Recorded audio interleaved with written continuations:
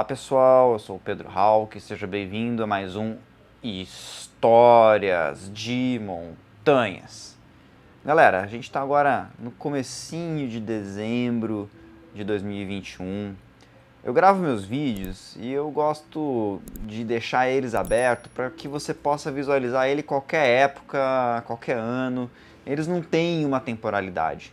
Mas agora que a gente está no finzinho de 2021, o que está na língua da galera, que está sendo comentado em todos os acampamentos bases, em todas as rodinhas de conversa entre montanhistas, é o filme do Nirmal Purja, né, que é o filme de quando o Nirmal Purja, escalou todas as montanhas acima de 8.000 metros do mundo em um tempo recorde, né, um feito que foi realizado no ano de 2019. Bom, galera, você com certeza já deve ter ouvido falar desse filme, porque está fazendo muito sucesso. Se você não ouviu falar, corre lá no Netflix e assista, porque vale muito a pena. Aqui nesse vídeo, pessoal, eu não tenho a intenção de falar do vídeo, né? Você vai lá e assista o filme por você mesmo. Meu objetivo aqui é comentar um pouco sobre esse feito no NIMS, falar um pouco quem é o NIMS, da onde surgiu essa figura e qual foi o contexto que acabou acontecendo esse projeto, que é um projeto grandiosíssimo, é um grande feito do montanhismo.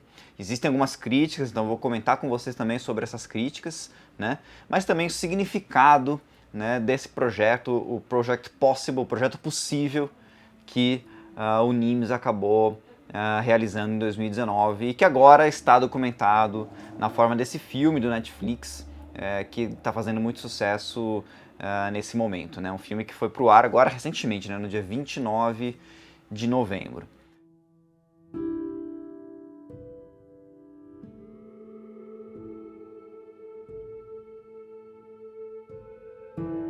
Galera, antes de começar esse vídeo, deixa eu deixar um recadinho aqui. Você já ouviu falar da Loja Alta Montanha?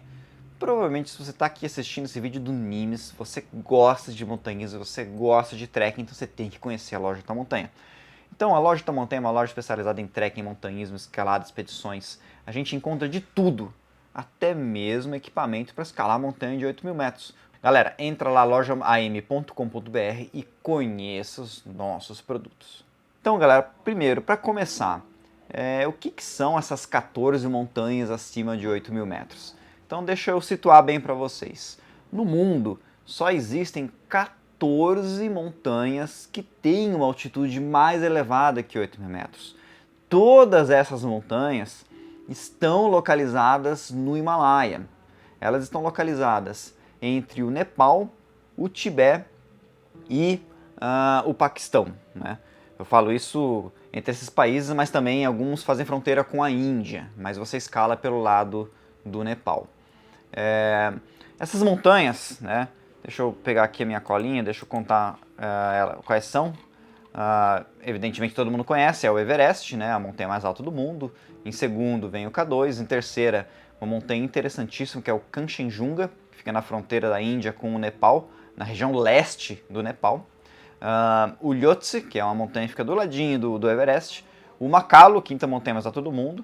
Shoyu, que é uma montanha que faz divisa entre Tibete e o Nepal, mas todo mundo escala ela pelo lado do Tibete, pelo lado da China.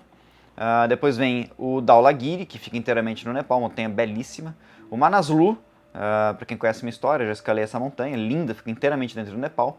Nanga Parbat, que está no Paquistão. Annapurna, a primeira montanha dessas todas que estou falando que foi escalada pelo homem em 1950, é uma montanha muito difícil, apesar de ter sido a primeira a ser escalada. O Gasherbrum 1, que está localizada lá no Paquistão. Broad Peak, o Gasherbrum 2, do ladinho do Gasherbrum 1.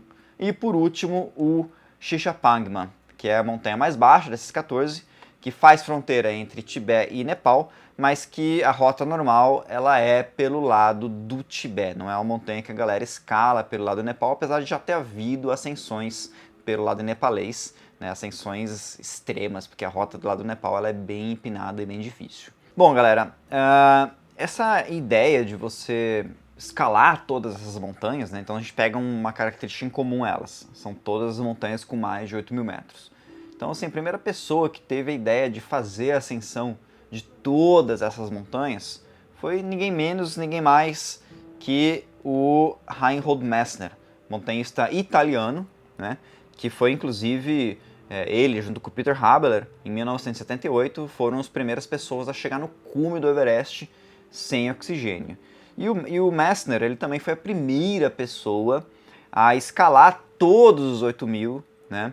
E que um feito que demorou 16 anos para ser realizado, e ele finalizou a ascensão de todas essas montanhas no ano de 1986.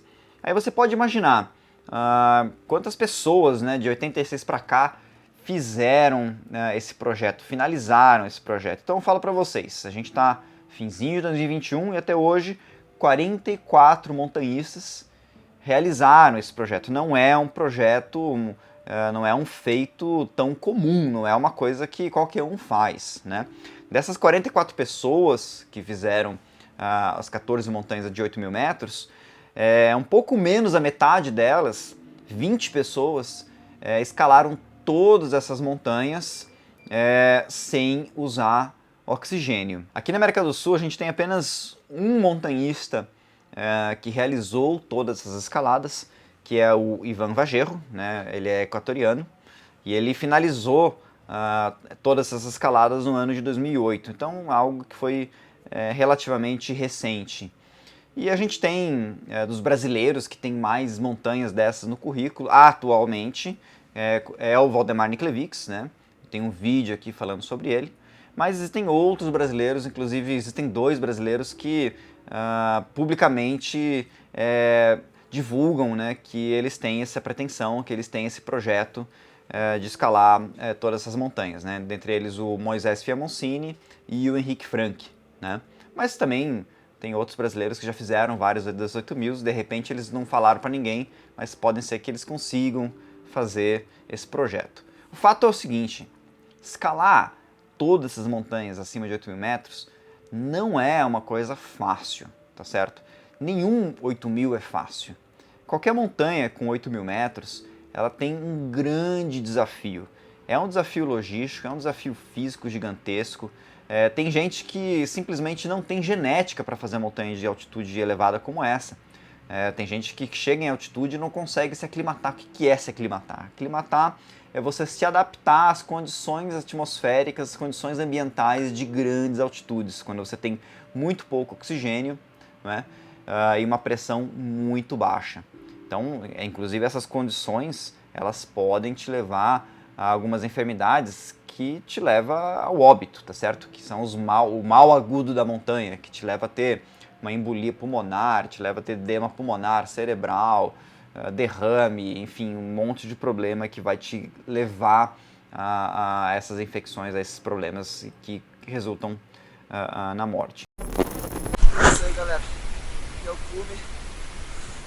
Na verdade tem um pouquinho de alguns metros ali pra cima, mas é muito perigoso. Aqui é o limite. O cara vai do meu lado, começa a descer que tá foda. Isso aí, vambora. Qual foi o grande feito do Nirmal Purja? O grande feito dele foi ter realizado a escalada dessas 14 montanhas com mais de 8.000 metros em apenas 6 meses e 6 dias. Até então, galera, a pessoa que havia feito esse projeto no tempo mais rápido tinha sido em 7 anos. Então, através desse tempo de recorde, você consegue imaginar a loucura que foi realizar esse projeto. Então é exatamente sobre isso que esse filme se trata, né? E acaba mostrando ali um pouco do meio do Nimes e tudo mais.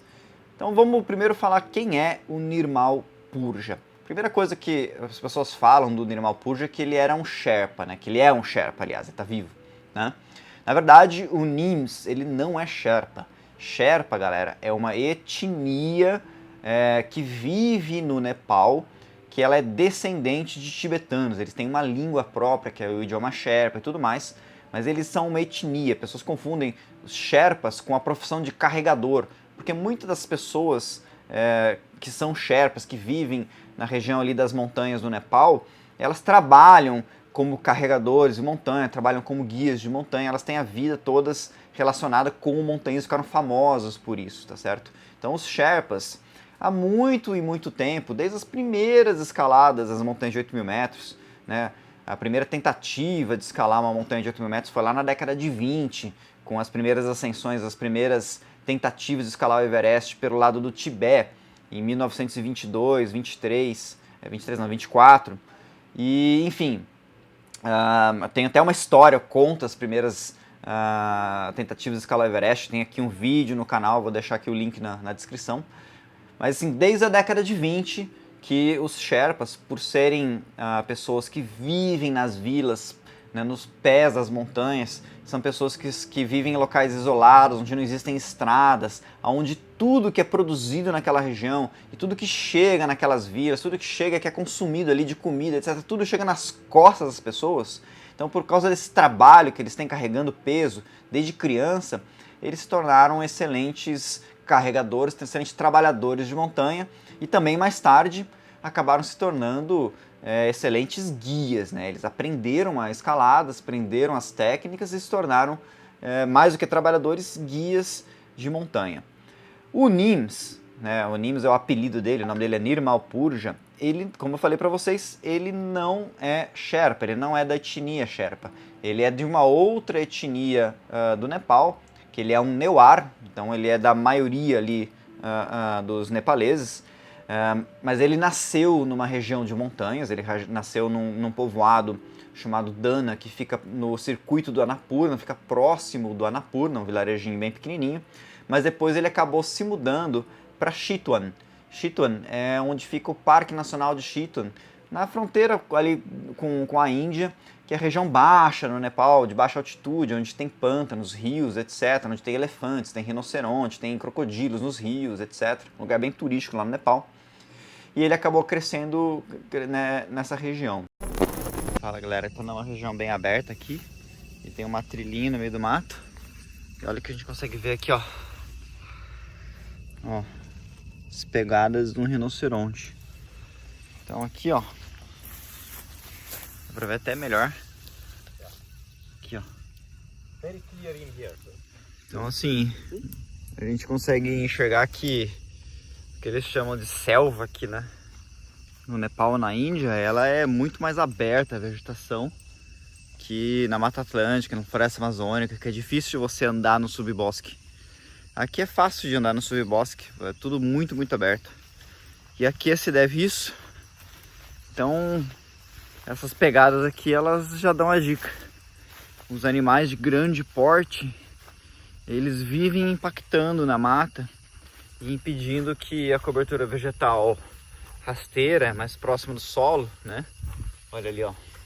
Esse tipo de cobertura vegetal se adense e impeça essa movimentação. Então a gente sempre consegue caminhar no meio da floresta, seguindo os rastros dos grandes animais. Aqui, ó, tem um outro buraco no chão. E esse buraco aqui é feito por javali. Então, assim, os grandes animais, eles provocam muitos impactos e isso facilita para quem vem passear aqui, que deixa o subbosque totalmente aberto, né? Que nem que você pode enxergar ali, ó. É fácil de caminhar. Bem diferente da Mata Atlântica e da Floresta Amazônica. O Nims, ele era uma pessoa pobre, né? A origem dele, inclusive, ele misturava várias castas no Nepal. Hoje casta nem existe, mas no Nepal é proibido lá no Nepal. E ele não tinha muitas oportunidades. E se falando de Nepal, um país muito pobre, muito limitado, para uma criança que cresce lá, você não tem muitas possibilidades de ter uma vida mais próspera. Então, por conta da influência da família do Nims, né, passou um avião. Então, por influência da família do Nims, do pai, que ele era do exército, ele acabou entrando no exército, mas não numa divisão comum. Lá no Nepal existem os chamados Gurkhas, né? Esses Gurkhas são guerreiros, eles ficaram famosos na época da guerra entre o Nepal com o Império Britânico, no começo do século XIX.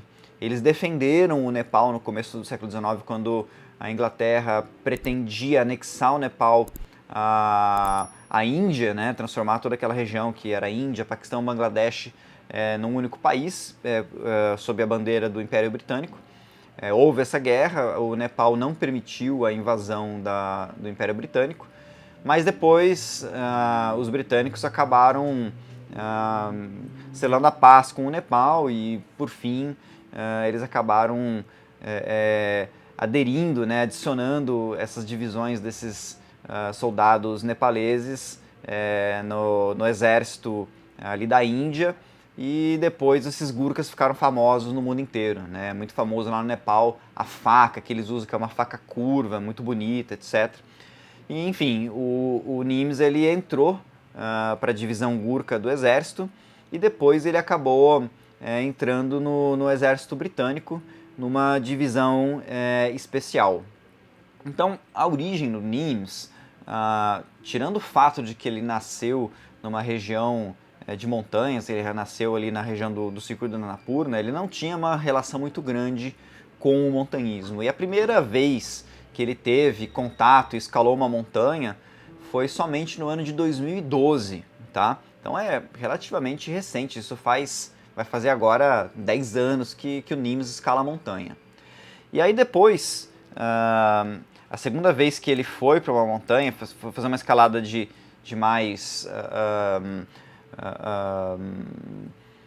dificuldade, de mais comprometimento, foi em 2014, quando ele escalou o Dhaulagiri, né? Dhaulagiri é uma das montanhas de 8.000 metros, né? Fica ali próximo à vila onde ele nasceu, montanha belíssima, diga-se de passagem, e ele fez essa escalada de uma maneira que chamou muita atenção. Então ele foi, escalou e voltou em 15 dias. Ninguém, galera, escala uma montanha de 8.000 metros em 15 dias, né? Sem ter feito uma aclimatação prévia. Uma expedição numa montanha de 8.000 metros, ela leva no mínimo uns 40 dias, levando o tempo que você demora para aclimatar. Então já nessa ascensão ele mostrou todo o talento que ele tinha para o montanhismo e a força física que ele tinha também. Um ano depois, aliás 2 anos depois, em 2016, o Nims ele fez o Everest, né, pela primeira vez. E um ano mais tarde, em 2017, ele acabou liderando uma expedição Gurkha, uma expedição do exército Gurkha, fazendo o cume lá no Everest, levando outros 13 soldados, outros 13 companheiros deles até o cume. Então nisso ele já demonstrou a sua capacidade de liderança, né, a sua capacidade de lidar com todas as dificuldades de uma ascensão em alta montanha levando um grupo, não só ele lidando com essas dificuldades, mas os outros lidando com as dificuldades dos outros e através de uma equipe forte, todo mundo conseguir chegar no cume.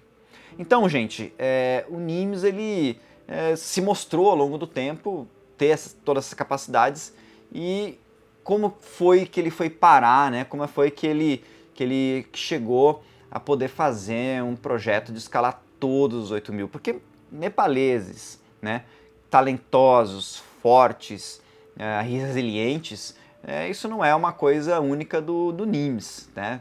Eu mesmo conheço vários nepaleses, sherpas e não sherpas, que têm essas qualidades e que poderia estar exercendo esse papel dele. Mas vamos colocar tudo isso no meio de um contexto. Como eu falei para vocês, os nepaleses, principalmente os sherpas, desde a década de 1920, que eles fazem as coisas acontecer nas expedições no Himalaia. Eles são os caras que carregam peso, eles são os caras que montam acampamento, desmontam acampamento, que cozinham, que te carregam para cima, que te ajudam, que levam oxigênio, que tiram oxigênio, que salva, que faz resgate. Mas, né, sempre os ocidentais iam escalar ali nas montanhas do Himalaia, e aí então sempre ficava a fama para os ocidentais. Então era lá, um montanhista alemão, italiano, espanhol, inglês fazendo cume junto com o meu Sherpa. Como se o Sherpa não tivesse nem nome. Na verdade eu tenho até um vídeo falando um pouco do nome dos Sherpas, da origem deles.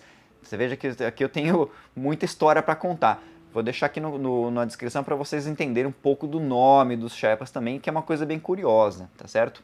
Mas enfim, os Sherpas, eles sempre foram muito importantes para o sucesso das expedições no Himalaia, mas eles nunca exerceram um papel de protagonismo.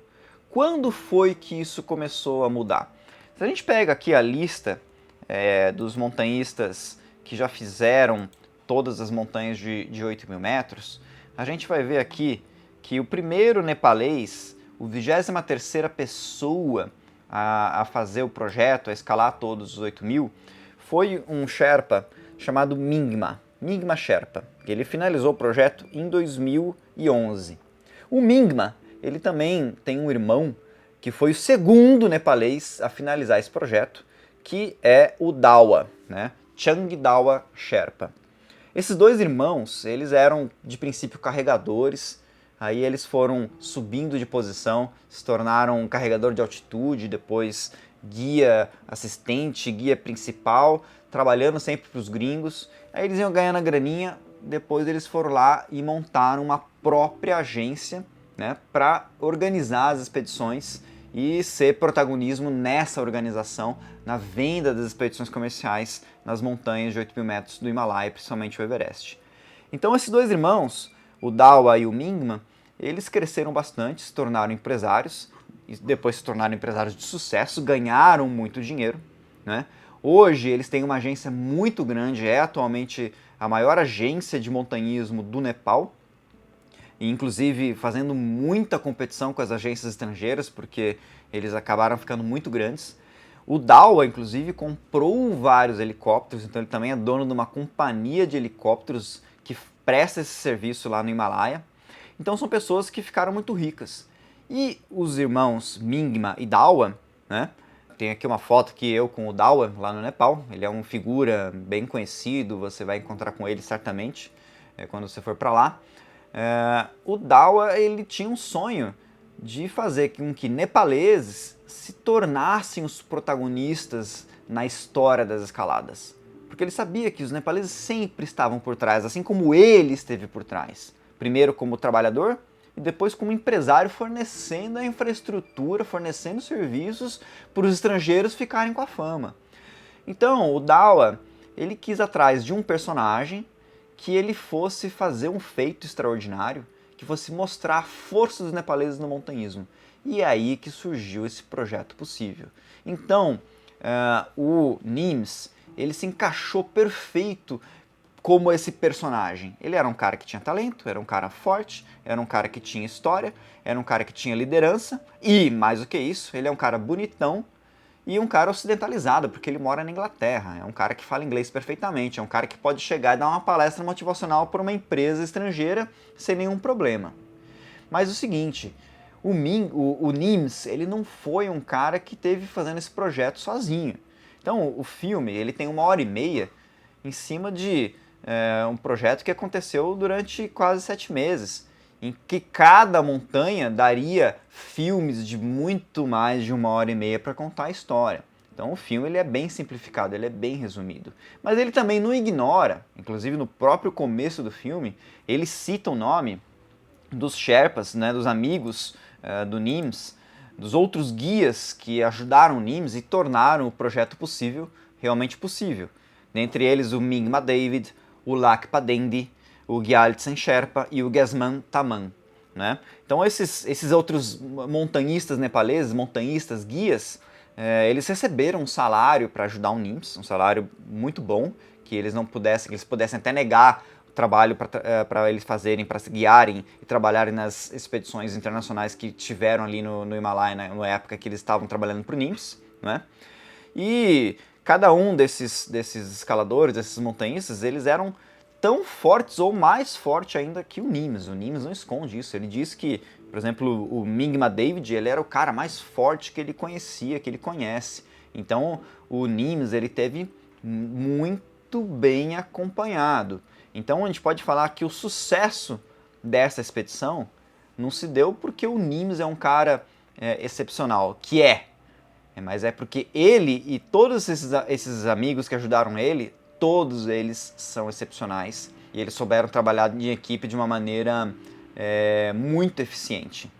E agora é o seguinte, não só adianta você pegar vários caras extremamente fortes e ir para uma montanha, você tem que também dar a estrutura. Então, essas ascensões, elas começam na temporada que a gente chama de temporada de pré-monção, que é durante a primavera no hemisfério norte. Então, a primeira montanha que foi escalada foi o Annapurna, né? Ele já começou por uma montanha casca grossa, tá? E ele chegou no cume no dia 24 de maio. Inclusive, ele acabou, nessa história, resgatando uma pessoa, então, que mostra que, mais do que apenas montanhistas que querem fama, né, ele também é uma pessoa solidária e que não vai deixar uma pessoa que tem necessidade para trás, né? Na sequência, ele escalou o Dhaulagiri e o Kanchenjunga, que é a terceira montanha mais alta do Himalaia. É uma montanha que é pouco comentada, até o nome dela é difícil. Escalar ela é mais difícil ainda. E pouca gente comenta a dificuldade de isolamento do Kanchenjunga. E eles fizeram o Kanchenjunga muito rapidamente, fizeram tudo isso direto. E o traslado que eles faziam para ir de uma montanha para outra eram todos feitos de helicóptero. Então ele descia do cume da montanha, já pegava o helicóptero ali na base e ia para a base da outra montanha para escalar.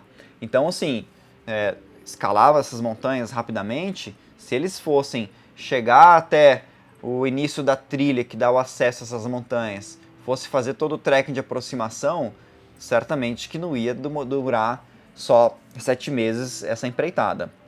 Então eles realmente cortaram essas aproximações, né?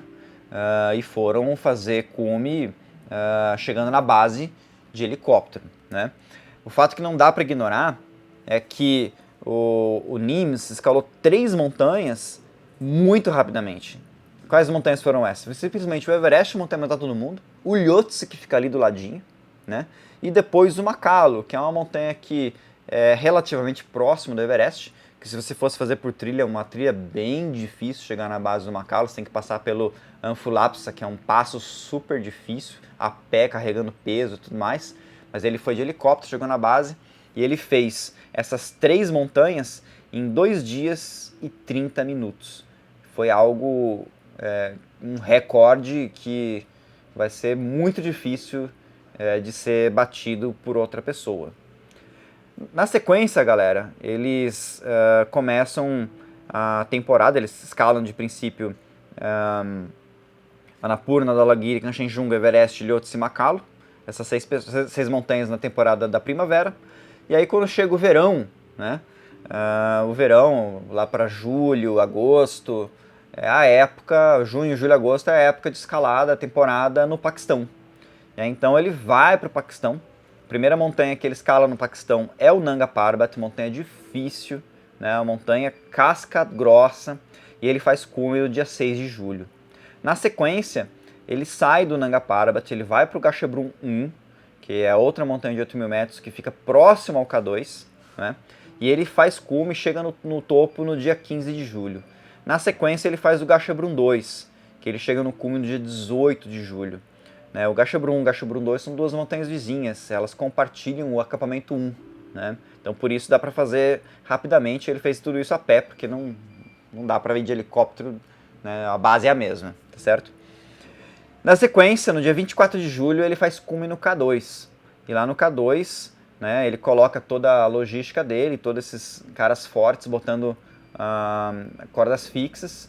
E aí, evidentemente, que isso aqui até facilita a vida de quem estava na montanha para escalar ela, né? E no dia 26 de julho, ele, na sequência, já escala o Broad Peak, que fica na frente do K2. Quando finaliza o verão, finaliza a temporada do Paquistão. E aí vai sobrar poucas montanhas que a galera geralmente escala na chamada pós-monção, que é no outono do Himalaia. Ele primeiro se desloca para o Manaslu, mas lá no Manaslu ele fica sabendo que o governo da China iria fechar o Shoyu. Então ele se move rapidamente da base do Manaslu para Katmandu, atravessa para a China e escala o Shoyu no dia 23 de setembro. Aí quando ele faz esse cume no dia 23 de setembro, ele volta para o Nepal e escala o Manaslu no dia 27 de setembro de 2019, no meu aniversário. E aí, galera, falta a última montanha. Né? Você veja que nesse inteirinho, ele teve um problema logístico muito grave. Porque a China, desde a Olimpíada de Pequim de 2008, ela vem sucessivamente botando muitas restrições e muitas dificuldades para as ascensões das montanhas, as quais existem rotas normais pelo lado do Tibete, que é o Everest, o Shoyu e o Shishapangma. O Shishapangma, desde 2014 que ninguém escalava essa montanha, não porque ninguém queria, mas assim porque a China estava impondo muitas dificuldades. O Shoyu já é, de tradição, a montanha dos 8.000 mais fácil que existe lá no Himalaia, que tem a rota normal mais fácil. Então por isso ela era uma montanha muito, muito frequentada. Mas o governo da China botou um preço de permissão lá em cima. E aí então cada vez menos pessoas têm ido escalar o Shoyu. Então isso tem dificultado muito a escalada. E o Shishapangma, que não é das mais fáceis, né, diga-se passagem, o Shishapangma, ele tem um cume que é o cume sul, que é o mais alto, que ele é pouco escalado, é o cume verdadeiro. Mas a maioria das expedições, elas chegam no cume central, que é um cume que é pouco mais baixo e que para escalar esse cume central é relativamente fácil, tipo um Shoyu. Mas o cume mais alto, o cume sul, pouca gente escala. O único brasileiro que escalou o cume sul do Shishapangma até hoje é o Valdemar Niklevics, e poucos sul-americanos já fizeram esse cume. E aí então o Nimes não tinha permissão para escalar o Shishapangma e ele perde um mês, né, fazendo uma pressão, utilizando político, etc., utilizando as próprias mídias sociais para pressionar a China para que a China liberasse essa permissão. E aí então em outubro a China libera a escalada para ele e a equipe dele e ele chega no cume no dia 29 de outubro, ele acaba chegando no Shishapangma e completa a escalada dos 8.000. De fato, é um projeto que quebrou paradigmas, né? Então, assim, de 7 anos, que havia sido o tempo recorde na execução desse projeto, ele foi ali para 7 meses.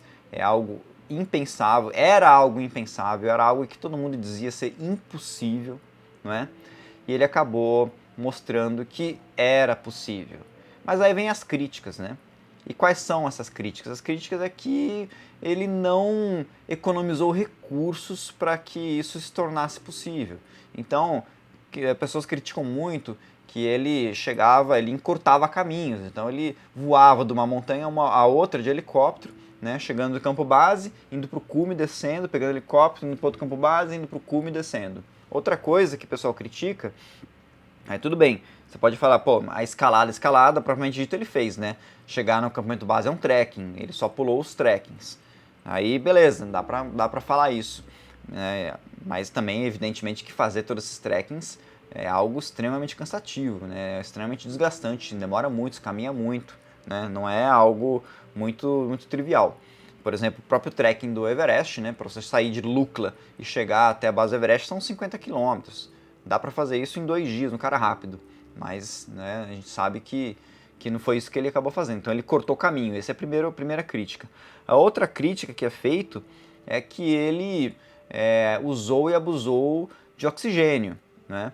Na verdade, existe um purismo, né, que diz que uma escalada deve ser de maneira natural. Então, se você usa oxigênio engarrafado, você está simulando uma altitude mais baixa.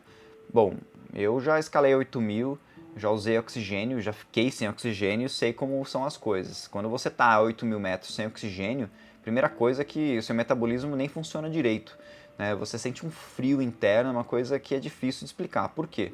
Porque mesmo que você tenha energia dos alimentos, né, sem oxigênio você não tem como queimar essa caloria, você não tem como queimar essa energia, obter essa energia. Então você falta comburente. Seria a mesma coisa que você botar fogo e se você não tem abanando ali fogo, não tem ar, não tem oxigênio, o fogo não pega, tá? E é isso que acontece, o fogo não pega em você, você tem muito frio, você fica suscetível a congelamentos, né? Então, se você quiser ser purista, tudo bem, você pode escalar sem oxigênio, é um desafio muito maior, não tenha dúvida, tá?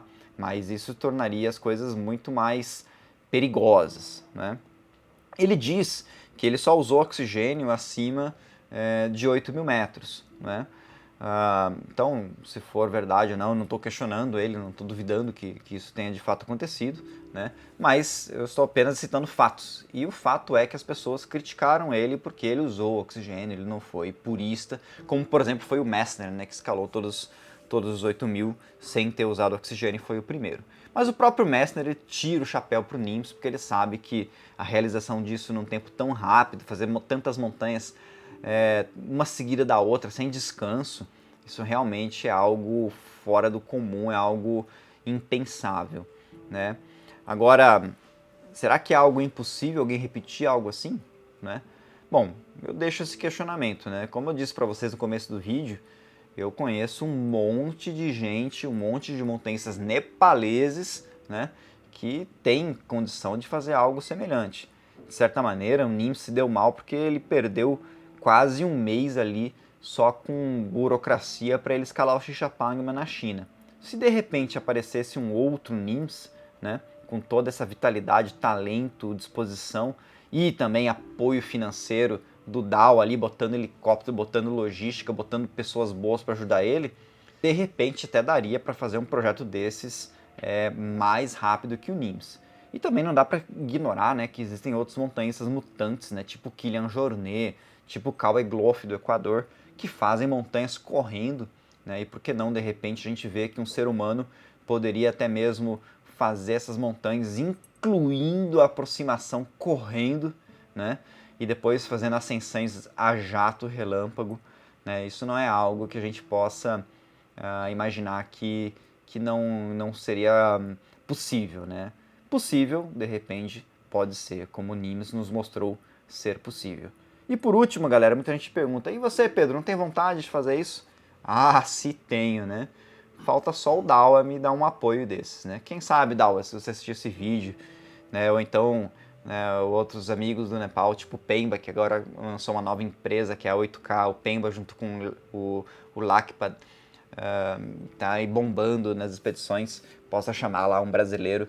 Não preciso fazer correndo, não preciso fazer tão rápido, posso fazer até em 10 anos, mas fazer uns 14, 8 mil aí não seria nada mal. Bom, galera, espero que você tenha gostado do vídeo.